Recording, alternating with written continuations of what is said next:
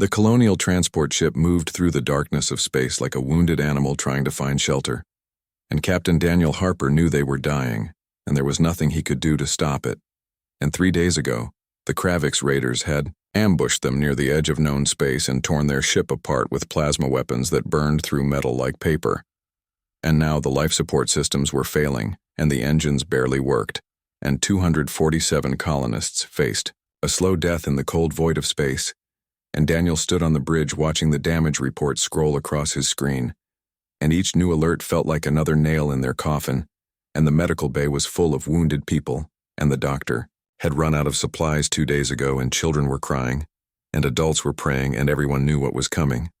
And Lieutenant Paul Martinez sat at the communication station, trying to send distress calls, but they were too far from any human outpost, and no one was coming to save them. And Daniel had already written his final log entry explaining what happened, and apologizing to the families of everyone aboard, and he had accepted that this was how it would end. And then Paul suddenly sat up straight and turned to face him with wide eyes and said they were receiving a transmission, and it was not in any human language, and Daniel felt his heart sink, because after the Kravix attack, another alien encounter might be even worse, and he told Paul to put it through. And a series of musical tones filled the bridge, followed by a mechanical translation that said, "This is the Valari medical frigate Compassionate Dawn, and we have detected your distress, and do you require assistance?" And the bridge fell completely silent, and Daniel had heard stories about the Valari, and everyone in human space had heard about them, because they were famous throughout the galaxy as healers who helped anyone in need regardless of who they were or what species they belonged to, and they were pacifists who believed all life was sacred, and Daniel replied yes, with a voice that shook with relief, and said they had casualties and critical system failures, and they were dying out here, and the Valari response was calm and warm and said they were changing course to intercept and to hold on, because help was coming, and over the next 18 hours, the Valari proved everything the stories said about them, and their medical teams came aboard the dying human ship and moved through the corridors with peaceful efficiency. And they treated the wounded with devices that seemed like magic to human eyes, and Chief Medical Officer Helen Brooks watched in amazement as a Valari healer named Siren closed a colonist's shattered leg bone with a tool that made the flesh and bone grow back together in minutes. And Siren explained through her translator that the colonists were suffering from radiation poisoning because Kravix plasma weapons used unstable energy that poisoned living tissue, and the Valari had treatments, but the humans would need extended care. And Daniel admitted with shame in his voice that they could not pay for any of this, because everything they owned had gone into funding the colony mission, and they had nothing of value to offer. And Saren looked at him with large eyes that seemed to glow with inner light and said they did not ask for payment, because life was sacred, and to heal was their purpose, and it was that simple to them. And the Valari did not just stabilize the ship and leave, and they actually towed the massive human vessel toward the nearest human outpost, even though it took them 3 weeks out of their way. And during those 3 weeks they shared their food and their medicine and their knowledge, and a young Valari engineer named Toller worked side by side with human mechanics and taught them techniques to reinforce the hull plating so it would better survive future attacks. And Paul Martinez asked Toller during one long repair shift why they did this for strangers, and Toller's translator hummed and said, "Does the sun ask why it shines, and does water ask why it flows downward? And we help, because we must and because you are alive and life is precious." And it was the most beautiful philosophy Paul had ever heard. And when the ship finally docked at Outpost Meridian, the colonists gathered to say goodbye to their saviors, and children who would have died from radiation poisoning now ran and played and laughed, and adults who had been preparing for death now had their whole lives ahead of them again. And Captain Daniel Harper approached Saren and searched for words big enough to express what he felt, but nothing seemed adequate, and he finally said, "You saved us and all of us, and I do not know how to thank you." And Saren placed a 3-fingered hand gently on his shoulder and said, "Live well, Daniel Harper, and thrive and grow. And that is thanks enough for us." And as the Compassionate Dawn departed, every human aboard the outpost watched it go, and they did not know then that they had witnessed something rare in the galaxy, which was true kindness, given without any expectation of return. And Lieutenant Paul Martinez stood beside his captain, watching the Valari ship become a distant star, and said he was putting every detail in his report, and the whole of humanity should know what the Valari did for them. And Daniel nodded slowly and said, yes, we should remember this always. And in the databanks of Earth's colonial fleet, a new file was created that day, and it was labeled Valari Species Classification Friend Priority Level Absolute, and the report spread through human space, like wildfire. And it became the story everyone told, and the story of the compassionate dawn and the 247 lives saved by aliens who expected nothing, became required reading at every academy, and every diplomatic school,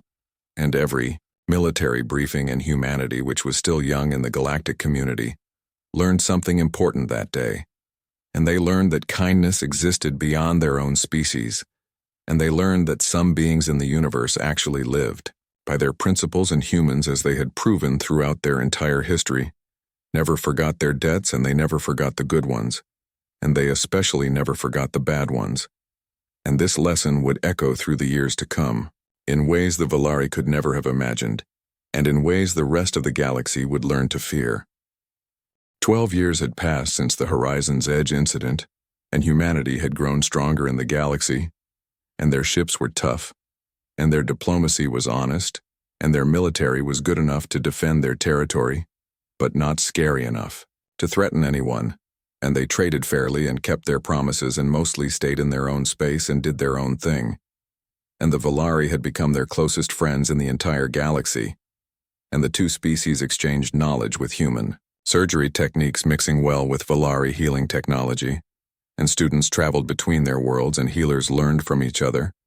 and a real friendship had grown between the two species, built on that first act of kindness in the darkness of space. And Ambassador Lisa Grant served as Earth's voice in the Valari home system, and she walked through the beautiful crystal gardens of their capital city, talking with her counterpart, who was a wise old Valari named Moren, about trade agreements and agriculture. And Moren said through his translator that humans had brought much joy to the Valari people, because humans were eager and curious and passionate about life, and they reminded the Valari that life was not just something to preserve, but something to truly live. And Lisa smiled and said the Valari taught humanity that kindness was not weakness, and that lesson was worth more than all the money in the galaxy. And she had no idea that at that exact moment, a Kravix war fleet was entering Valari space with terrible intentions, and the Kravix dominion was everything. The Valari were not, because the Kravix were conquerors and raiders, and they took slaves and believed that might made right, and power was the only thing that mattered. And for many years they had looked at Valari territory with greedy eyes, because the Valari worlds were rich in rare minerals, and their technology was advanced and valuable, and the only thing stopping the Kravix from invading was that the Valari were liked by almost everyone in the galaxy, and an invasion might make the Kravix unpopular, but the Kravix had done their homework and run their numbers, and the Valari were pacifists with no army and no weapons, and their defense satellites only gave warnings and did not fight back. And while many species might complain about an invasion, none of them would actually go to war to stop it, because the Valari had friends, but they did not have protectors. Or so the Kravix thought, and they were wrong. And the attack began at dawn on the Valari homeworld, and Kravix warships came down through the atmosphere, and their weapons tore the defense satellites apart, like they were made of paper, and ground forces landed on 3 continents, and their goal was simple and brutal, which was total conquest. And the Valari did not fight back, because fighting was not in their nature, and they could not bring themselves to hurt another living being, even to save their own lives, and they evacuated when they could and hid when they could not, and tried to talk to the attackers, but the Kravix did not want to talk, and they wanted submission. And Ambassador Lisa Grant was in the Capitol Garden when the first bombs fell, and the explosion threw her across the crystal pathway, and she felt her ribs crack and break. And through blurred vision she saw Morin running toward her with his medical kit already open, and she tried to tell him to run and get to safety, but he said he was a healer, and healers do not run from people who need help. And then a Kravix patrol appeared with weapons pointed, and their leader was a huge creature with scarred armor, and he pointed his gun at Morin and shouted something, and Morin raised his hands to show he had no weapons and spoke in the Kravix language, which his translator had learned, and said he was a healer and this person was injured, and please let him help her. And then they would go wherever the Kravix wanted. And the Kravix leader's answer was to shoot Morin in the chest, and Lisa screamed as the old Valari fell beside her, and Morin, who had saved so many lives over his long career, and who had personally helped save the Horizon's Edge, colonists, died. In the garden he loved with his medical supplies spilling across the ground. And the Kravix soldiers laughed and walked away, looking for more valuable prisoners, and Lisa Grant, with broken ribs and a shattered heart, crawled to her emergency communicator, and with shaking hands she activated the distress beacon to Earth. And across Valari space the same terrible things happened again and again, and hospitals were raided for their technology, and healers were killed or captured, and cities were occupied, and the peaceful Valari people were rounded up like animals for processing. And the Kravix took 3 worlds in the first week, and their commanders celebrated how easy the conquest was. And they had no idea what was coming. And on Earth, in the halls of the unified government, the emergency session lasted exactly 17 minutes, and President Nathan Cross stood before all the representatives with a face like carved stone, and said he had seen the reports and watched the footage, and the Valari, who never hurt anyone and never asked for anything, were being slaughtered. And he paused, and his voice dropped to almost a whisper that somehow filled the entire room, and said, 12 years ago, the Valari saved 247 of our people, and they towed a dying ship for 3 weeks and asked for nothing and expected nothing in return. And Nathan Cross looked around at every person in the chamber and said he was invoking Article 7 of the Human Charter and calling for a vote on military intervention, and the vote was unanimous, and it took 4 minutes, and humanity was going to war. Fleet Admiral Kevin Price stood on the bridge of the warship Retribution and watched the largest gathering of human military power in history take shape before his eyes, and every available combat ship, from dreadnoughts to destroyers, was coming together at the rally point on the edge of Valari space. And 72 hours after the vote, humanity was ready for war. And Captain Laura Chen reported from the tactical station that the final count was 342 combat vessels, including 27 of the massive dreadnought-class ships and marine divisions from every colony world. And they were also seeing volunteer fighters and civilian ships that had been fitted with weapons and colony defense forces that insisted on joining the fleet. And Kevin nodded slowly and asked what the other galactic powers were saying about the human mobilization. And Laura reported that the Zephyrian Collective sent a formal protest, calling human actions aggressive, and the Mekthar sovereignty was staying neutral. And the Talrun Empire offered to mediate, and Kevin asked what humanity's response was, and Laura's smile was cold as ice, and she said the diplomatic corps told them all to go to hell. But they said it politely, and in the troop bays far below the bridge, Marine Sergeant Chris Dawson checked his gear for the 10th time, and around him 200 other Marines did the same, and their faces were grim and focused, and these were not young recruits looking for adventure. And these were veterans who had seen real combat and knew exactly what was coming. And Private Eddie Miller asked while securing his helmet if starting a war with the Kravix was smart, because the Kravix had twice as many ships as humanity. And Chris looked at him steadily and asked if Eddie had been on the Horizon's Edge, and Eddie said no. And Chris said he had been there, and he was 19 years old and bleeding out from shrapnel wounds. And a Valari healer named Toral spent 6 hours putting him back together, and she sang while she worked, and the songs were strange and beautiful. And Chris's voice became rough as he said he saw the footage from the Valari homeworld and saw what the Kravix did to healers who tried to help the wounded, and so, yes, he thought this was smart, because if humanity did not fight for those who saved them, then what were they? And the message spread through the fleet like a drumbeat, and veterans of the Horizon's Edge and countless other rescues shared their stories, and every ship had someone who had been helped by the Valari, and a child cured of a terrible disease, and a merchant saved from pirates and given medical care, and an explorer's crew rescued from a failed mission, and the debt was spread across all of human space, but every single human felt it personally.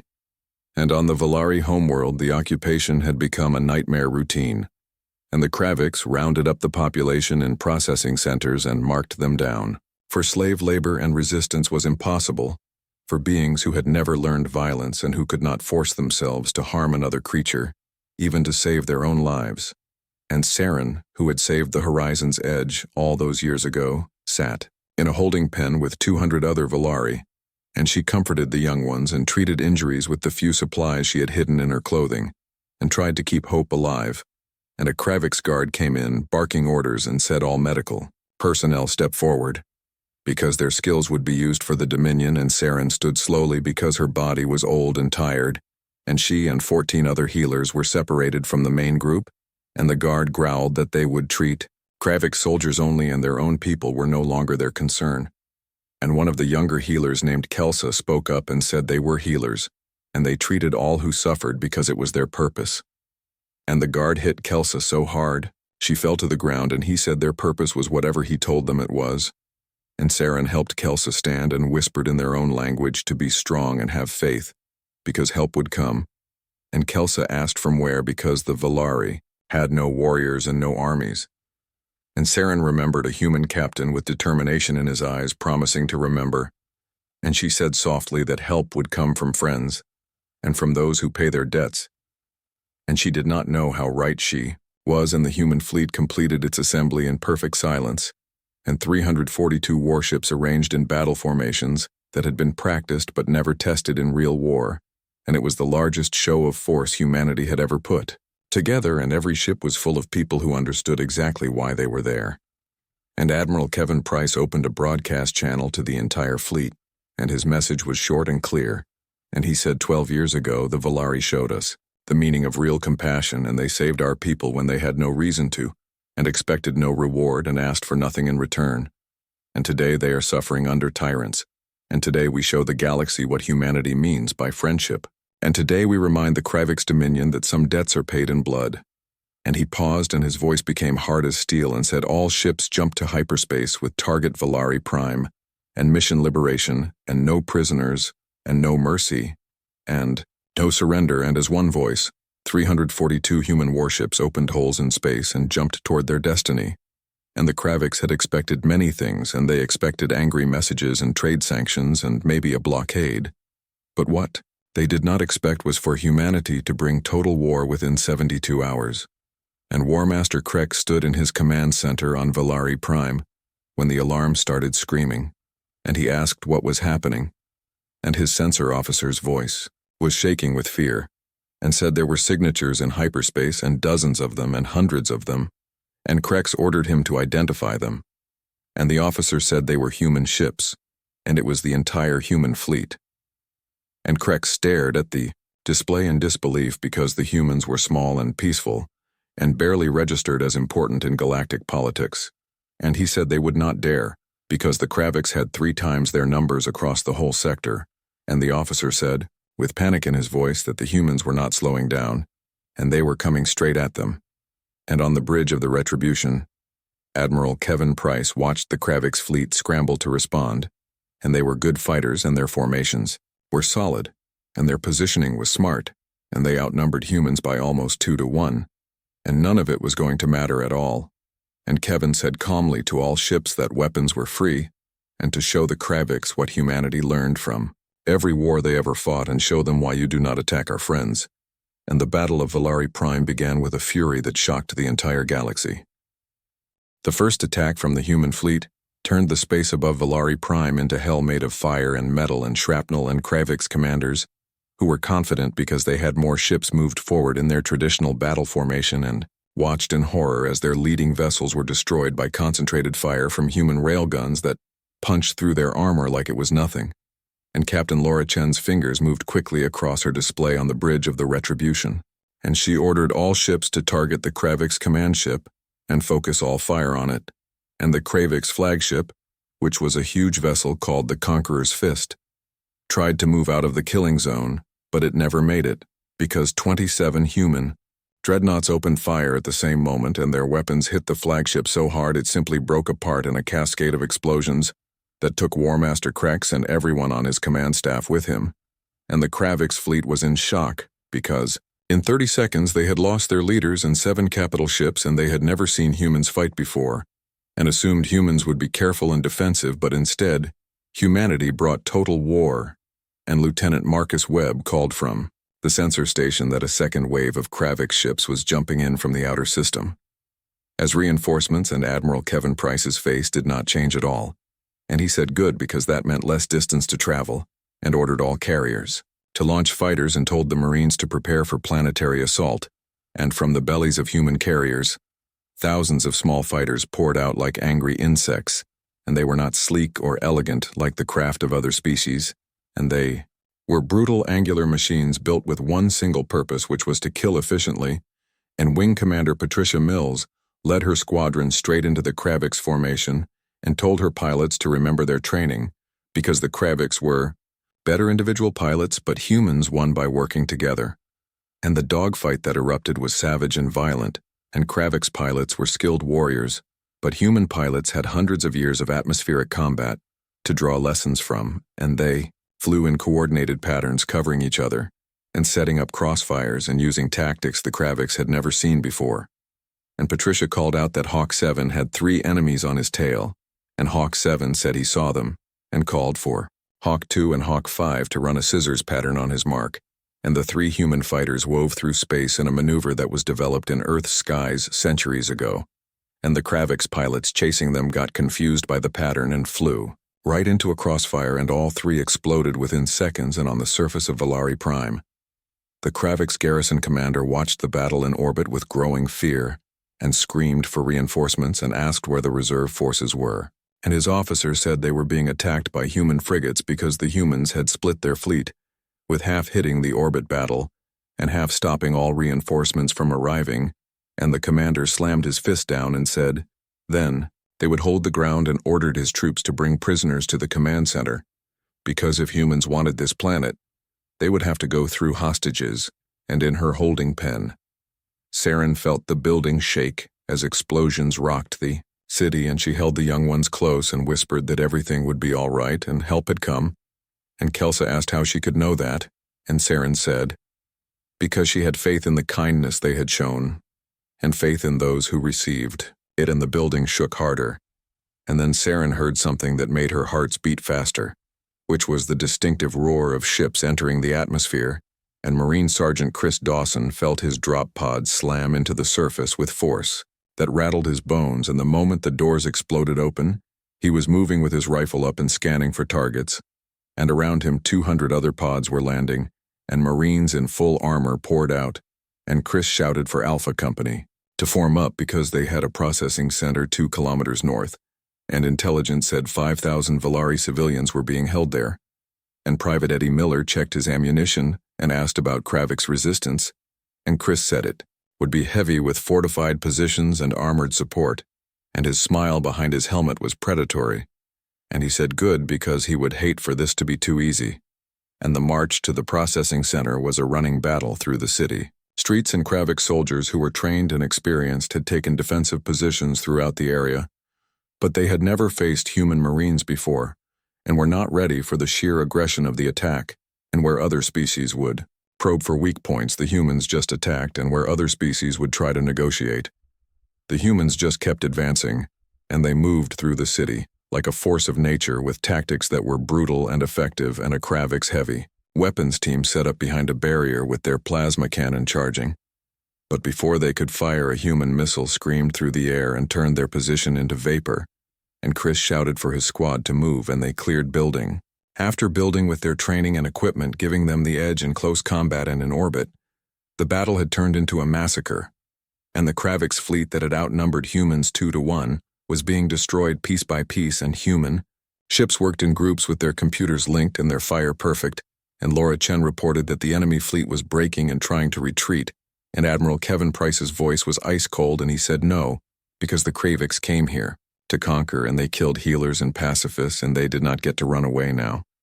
And he ordered pursuit course for all ships, and the Kravix ships that tried to flee were hunted down by human destroyers and frigates and cut apart, and ships that tried to surrender found their messages ignored because humanity had not come to accept surrender, and they had come to deliver a message, and the processing center loomed ahead of the Marines, and it was a massive structure with defensive walls and guard towers, and intelligence said 200 Kravix soldiers were inside with 5,000 Valari prisoners, and Eddie suggested they wait for armor support because it was a hard target, but Chris shook his head and said every minute they waited was another minute. Civilians were in danger, and they were going in now. And he ordered Alpha Company to prepare for breach, and the assault was perfect, like a textbook example, and snipers took out the guard towers and demolition teams, blew the gates open, And then Marines poured through with weapons firing in controlled bursts, and the Kravix inside tried to defend. But they were facing human infantry, trained for close combat, and room by room and corridor by corridor the Marines cleared the center with ruthless efficiency. And Saren heard the sounds of battle getting closer, and heard the distinctive crack of human guns, so different from Kravix plasma. And then the door to her holding pen exploded inward, and a figure in combat armor stepped through with weapon raised, and for a moment Saren felt afraid. And then the helmet pulled back and revealed a scarred human face she remembered from 12 years ago. And she whispered his name, Chris Dawson, in disbelief, and the Marine's face split into a fierce smile, and he said, "Hello, Saren, and sorry we are late, and let's get you out of here." 3 months after the Battle of Valari, Prime Ambassador Lisa Grant stood in the rebuilt crystal gardens of the Valari capital, and her ribs had healed from the injuries. But the scar on her soul from watching Moren die would never fully go away, and she was not alone, because beside her stood President Nathan Cross and Admiral Kevin Price, and a full delegation from Earth. And Saren approached, moving with the natural grace of her people. But Lisa could see the weight she carried now, because the Valari had witnessed violence on a scale they never imagined possible, and it had changed them in ways both small and large. And Saren said softly that it was good to see Lisa standing and walking again, and Lisa replied that she was standing, thanks to Valari medical technology and human determination. And Saren said quietly that humanity had their gratitude and all of it, but also their sorrow, because so many human people died for them. And President Cross stepped forward and said that 12 years ago, Valari people saved 247 humans and asked for nothing in return, and humanity lost 7,000 in the liberation, and to humans that was not a tragedy, but a down payment on a debt they would never fully repay. And around the galaxy, the Battle of Valari Prime had sent shockwaves through the entire political order, and the humans who everyone had dismissed as minor players had shown military capability that rivaled the biggest powers, and more importantly, they had shown they were willing to use it to defend their allies and the Zephyrian Collective, which had protested the human mobilization, quietly began asking for trade agreements, and the Mekthar sovereignty requested military advisors to train their forces in human tactics, and the Talrun Empire sent an ambassador with a very carefully worded apology for their misunderstanding of human intentions, and the Kravix Dominion meanwhile had much bigger problems, because the surviving war masters watched their empire fall apart,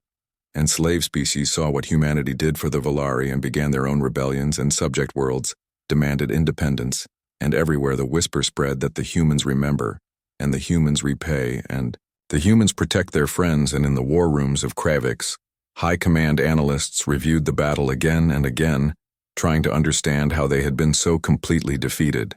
And the conclusion was always the same, which was that humanity fought like they had nothing to lose, because when defending their friends they really did have nothing to lose.